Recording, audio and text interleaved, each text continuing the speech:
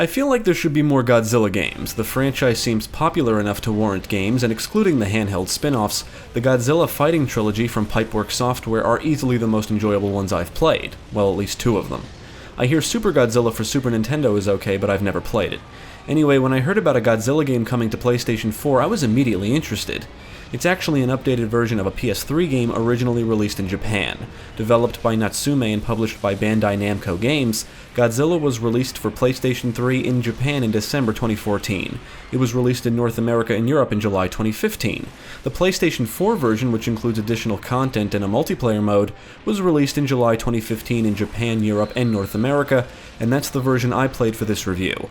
If you were to look at reviews of Godzilla, you will find that it didn't do very well. Some claim it's one of the worst games for the system. Well, let's take a look at Godzilla and see if it's really as bad as they say or just underrated. We're picking up a strong signal. It's heading to the surface.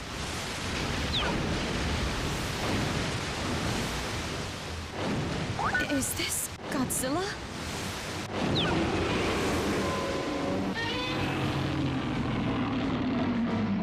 As far as I can tell, there's no real plot in Godzilla. The kaiju fight each other and destroy cities, and the humans try to stop them. There are multiple modes to play through, and God of Destruction is the real meat of the single player. It contains 3 sub-modes. You can play as Godzilla, invade as another kaiju, or defend humanity from invading kaiju. When playing as Godzilla or invading as another kaiju, the goal is to move from area to area and just make it to the end.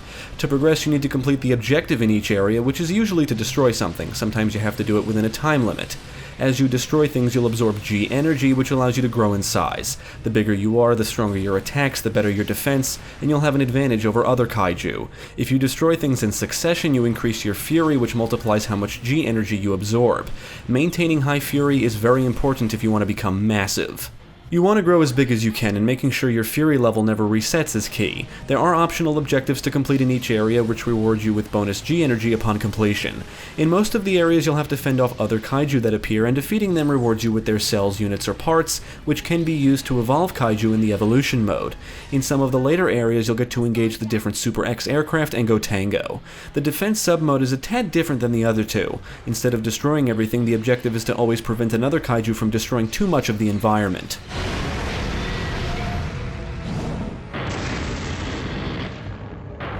There are multiple routes you can take in God of Destruction, and after completing an area, you can sometimes decide which area you want to travel to next, and they all lead to the same place. Humans will interact with each other as you progress and comment on what's going on, and your route determines which leader is currently running the show. The different leaders determine how fast the disaster level rises. The disaster level determines how aggressive the humans are. The higher the level, the stronger the G-force attacks, and the greater the fury multiplier. Stationary guns, tanks, helicopters, and jets will all be gunning for the kaiju, so your opponent is not the only thing you need to worry about.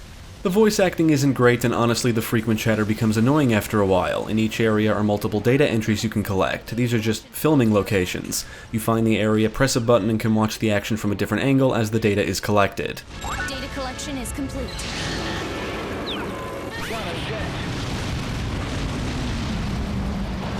Once you understand the mechanics, you'll find that God of Destruction isn't very difficult unless you try to rush through it.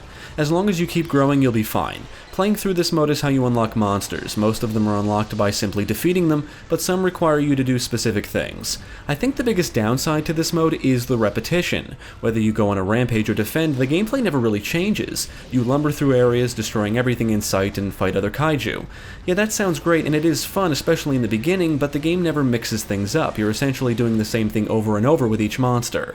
Despite the repetitive nature, there is an addictive quality to the destruction. Getting bigger makes destroying things easier, and there's just something cool about stomping through areas while everything around you is just exploding.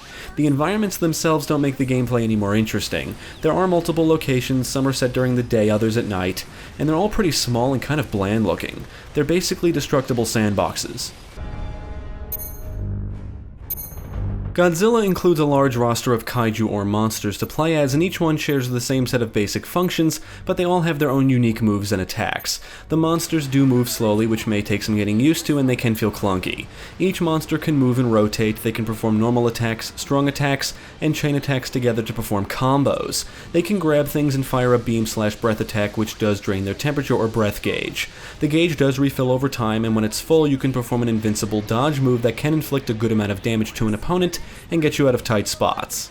The monsters can roar, which kind of acts like a block of sorts. Roaring can prevent attacks from knocking you down, and it can also power up some moves. Knowing when to roar can be the key to winning tough battles. Unfortunately, the combat feels very limited due to the lack of moves. Each kaiju only has about a handful, so the combat lacks depth.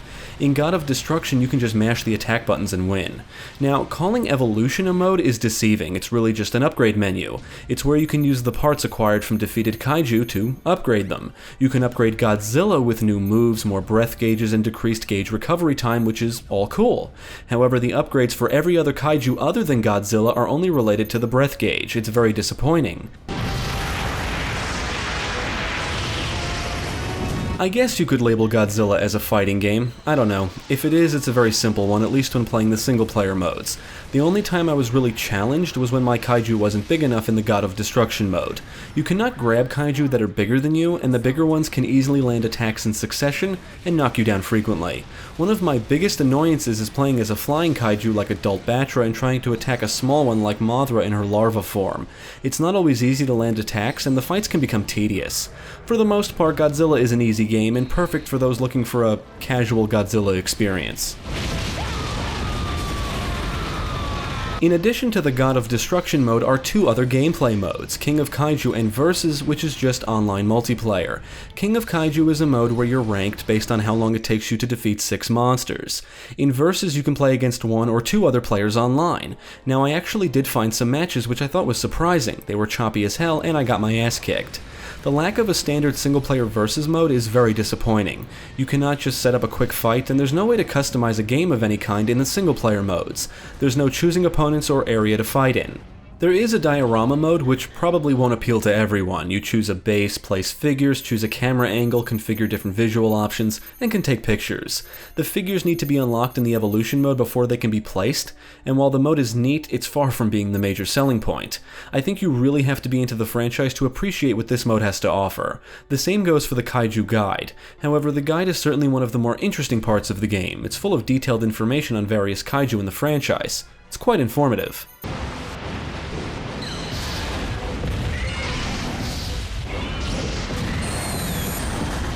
Godzilla isn't the greatest looking game on PS4, but it is a decent reflection of the source material.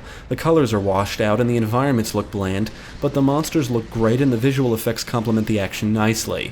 Explosions result in a ton of sparks flying through the air. Smoke fills the air as you turn buildings into rubble. The environments feel more like sandboxes than they do urban environments. There are some vehicles littered around that can be destroyed, but there's no traffic or people running and screaming for their lives, resulting in what feels like desolate and lifeless areas.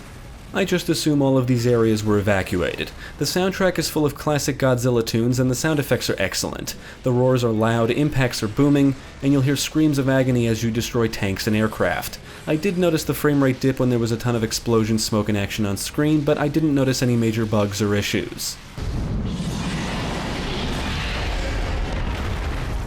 Throughout this review, I've pointed out several issues with the game, so you might be thinking that I didn't enjoy it. Well, that would be incorrect. Despite the game's problems, I had a blast with this, but I do think it could have been a lot better, and the enjoyment didn't start right away. I got this when it released, and when I first played it, I think I stopped after about an hour. But I came back to it later, got hooked, and completed the God of Destruction mode to 100%. Yes, the game could use more content, and the existing elements could use some improvements and refinements, but there's just something about the gameplay that makes it so much fun.